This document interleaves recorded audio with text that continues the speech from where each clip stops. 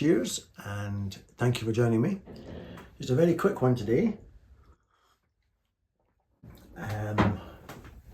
I was playing my Stratocaster, not a Strat guy as you know, but whenever you get into a guitar, or whenever you give it a couple of hours, you get right into it. Even the Junior, which is not sold and is still with me and will probably be with me now for many years. But I was playing this and in my head I started to hear Jim Campolongo and that track Coal, C-O-A-L. And I'd not listened to that track much, and so I listened to it once, and then over the course of a couple of days I found myself in the key of D minor trying to play stuff, but out came Coal. Can't rip Mr. Campolongo off. So I deliberately didn't listen to Coal and then went on my own little journey and created this that you just heard in the intro. Hope you liked it. And so therefore I have my own little D minor thing to play now. We'll do a guitar lesson at the end as always. And if you want to hear Coal, then Jim Campolongo is the man to see. Beautiful, dark, tragic chords that were the inspiration for the thing that I just created. But just for the hell of it, let me have a little shot at playing Coal now. It's only a minute long, I think literally 60 seconds long, or the version I'm going to play right now. Here you go.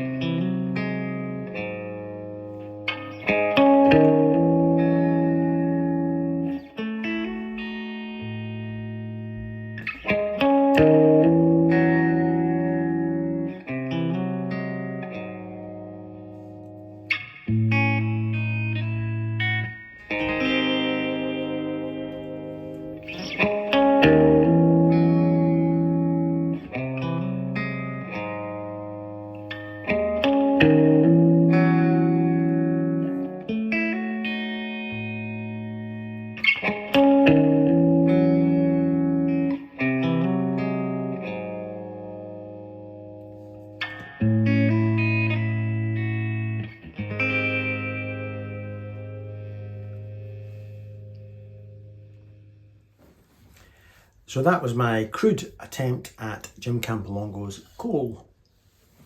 Just before we got on to the guitar lesson, you don't see me playing Strats much. This is the best one I've played. My Oswald, I just love the relicing on this. Just absolutely adore it, the way it's all sunk into the grain.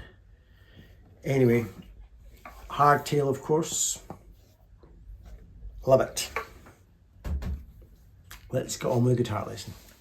Right, the chords then, D minor, and I'm not going to be inventing anything new. There's nothing I did today that was new.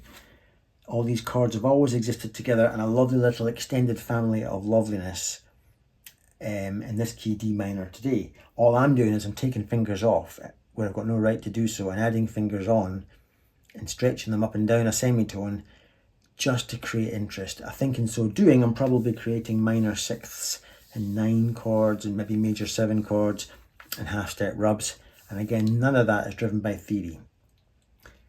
I have no particular respect for theory, you know me, I'm probably wrong to say that.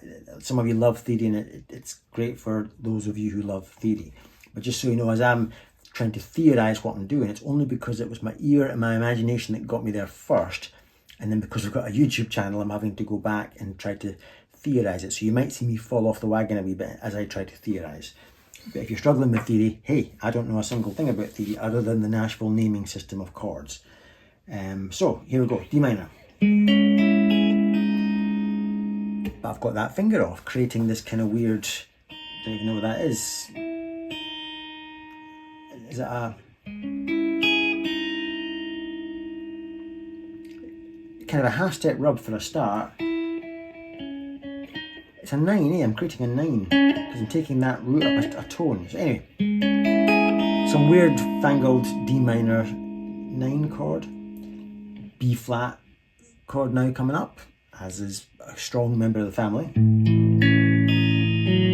But I've got the open E string ringing out, and then I've got this open G string coming in at some points. You don't want to see me try and theorise that, it would take me all day, and as you know I don't place any value in it. Then a G minor 7.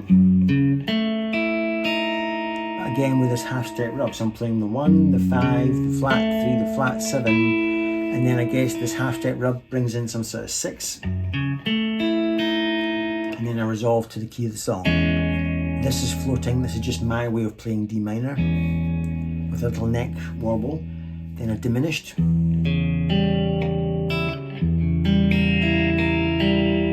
G minor 7,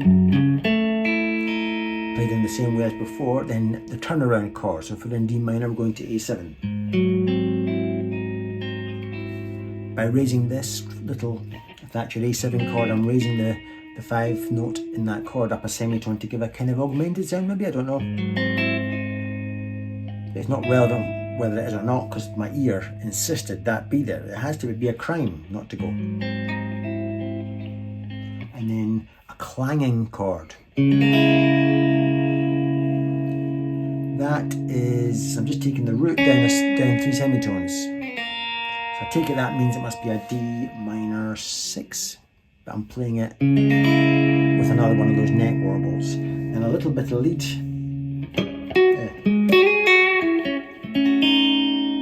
That's a G minor chord, but by leaving the open E string in there. There I go again, taking the root down 3 semitones. I guess that makes it a G minor 6. Down to the 5, E7. That's just a little lick that brings in a little flavour of diminished. I'll play it slow. And that clanging D minor 6 again. Then another version of D minor 6. That's making it the 6. Then B flat. This wiggling pinky is a kind of a major 7 sound on it. And then I'm changing the entire chord from B flat to E flat. Then an A7, the turnaround chord. I'm suspending the A7 and then unsuspending it. Then a diminished, and a D, and another diminished, and a G minor. But I'm arpeggiating it. That's all I'm doing. Then I'm playing an open harmonic, an open E note, well an E note, but with the harmonic.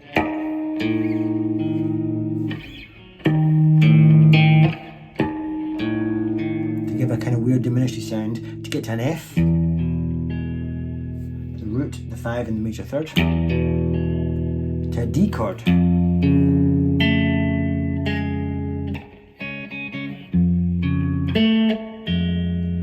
to a G minor 7 again,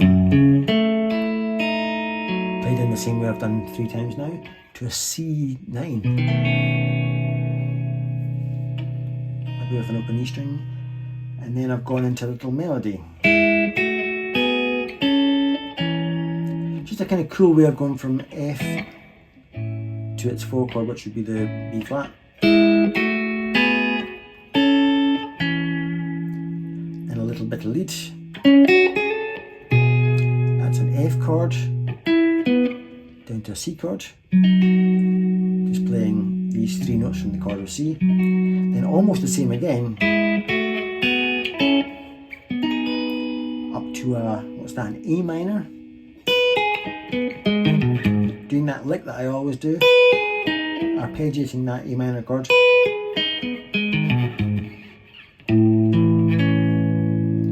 getting that nice weird colour on a B flat chord.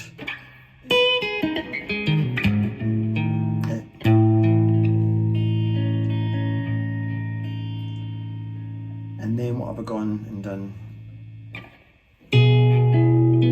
Playing an F chord to a C chord again. Then I'm going to go for some D minor licks. So I've gone up the D minor blues scale by arpeggiating D minor.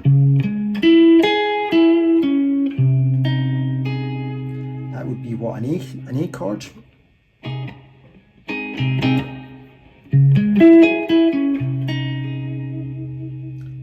Then I'm taking these two notes down a semitone, but leaving that there. What is that? It's kind of like an F7 almost. And this is, these two are floating. That would be a G chord, a bog standard G. Then I'm taking this down a semitone, which I guess is a G minor chord. Oops. To an F chord. To an E flat 13. To a C chord. Just the kind of shit that I noodle around with, and again, that was a lot of big words coming out of my mouth, making me sound like I know what I'm talking about. Not in the moment, not in the moment, not you worry about it. It was a finger here and a finger there, and thought, oh yeah, I want to get this sound. How do I do that? Oh right, this finger, oh that's wrong, this, oh that's right, and just using trial and error. I can imagine a theory person watching me going and shaking their head going, Paul, you're just doing it, whatever. And there I am. And then I think I just went back to my turnaround sort of lick, and so on and so on. So that was that.